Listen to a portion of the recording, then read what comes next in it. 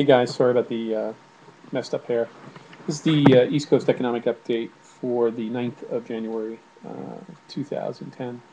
Um, I was sitting around at home and I got my delivery of the Financial Times and the Wall Street Journal, and I really should not read the newspaper on the Sabbath because it inflames me.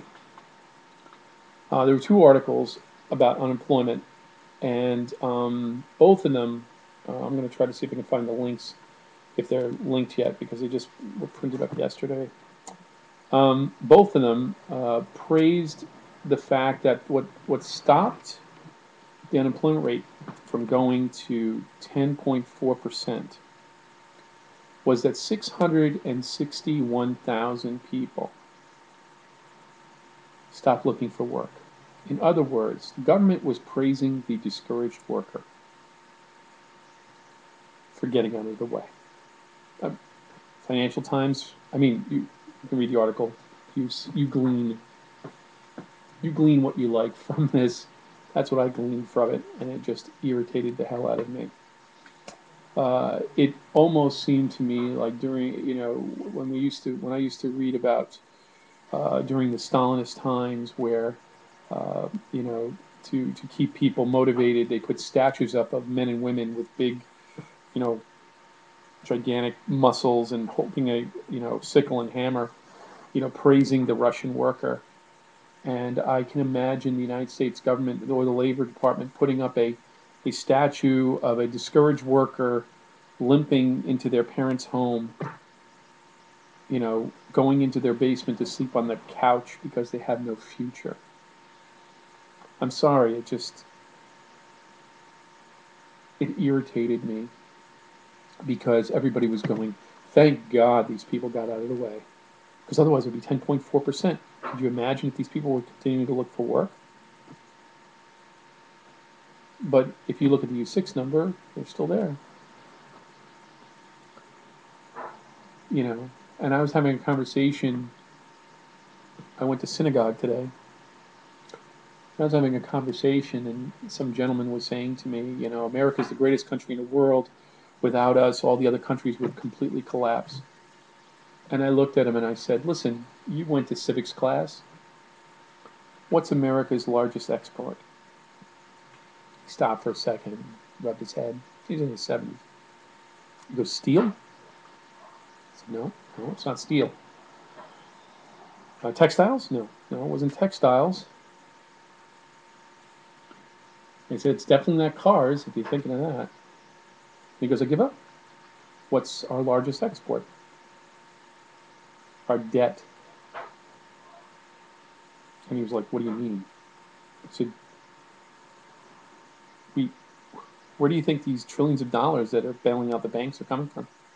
From a magic, you know, money tree that's falling from the earth? We are the largest debtor nation in history. That's all we export. That is our largest export. And he goes, well, what's the second largest export? I said, military troops. It's the truth. We export only two things: our debt and our children to die. It kills me. People continue to walk in ignorance. They assume this is 1955. They're waiting for the Etzel to arrive. They're sitting in their little Levittown houses, waiting for that new microwave that's supposed to come out. And they live in this candy land. They have no idea. No freaking idea where we're at. And then I came to the conclusion between reading that article, having this conversation with this gentleman, that if anybody ever says this to me, I'm just going to keep making the statement: what's our largest export? People don't know, unless they're awake. They have no idea. They're completely clueless. They think we're still making Pepsi Cola, and I still have customers coming in asking me, I'd like a shoe that's made in America. There is none. Not a shirt, not a pair of underwear. Nothing is made. in the United States of America. Only one company, I can tell you in honesty, a sock company called Wigwam Mills. They make socks in Sheboygan, Wisconsin, and it's union labor. It's a family-owned company. It's the only place. Everything else,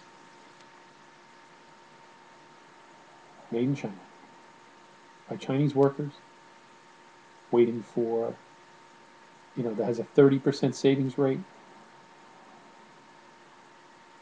I'm sorry I'm ranting, but it's people just walk around with their head in the sand.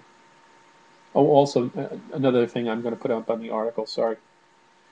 Uh, on top of the 85,000 85,000 job loss that everybody was stunned by, the second biggest thing was the fact that the American people are paying down their debt at the largest rate ever seen before, which is kind of one of my predictions. I think people are pooling their money, or at least they're pooling their combined monies, and they're putting priorities on paying off their credit cards.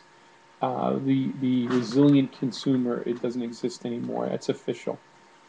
If they did it in November before the Christmas holiday season, or I'm sorry, in December, can you imagine what February is going to look like? Sorry, guys. This is it. The American people are done. We're going to be pushed. I think that the credit universe is going to be pushed all the way back to 1960. People using their debit cards, and it won't be long before banks, the big banks, are going to say, we don't want to do business with you. We don't want to play with your nickel and dime, $500 salary a week. We want to deal with bigger fish. Go to the local credit union and drop your little 5 cents into the piggy bank. So, so that's all I got. I just irritated myself on my day of rest, but wanted to share with the group. All right, guys. Peace.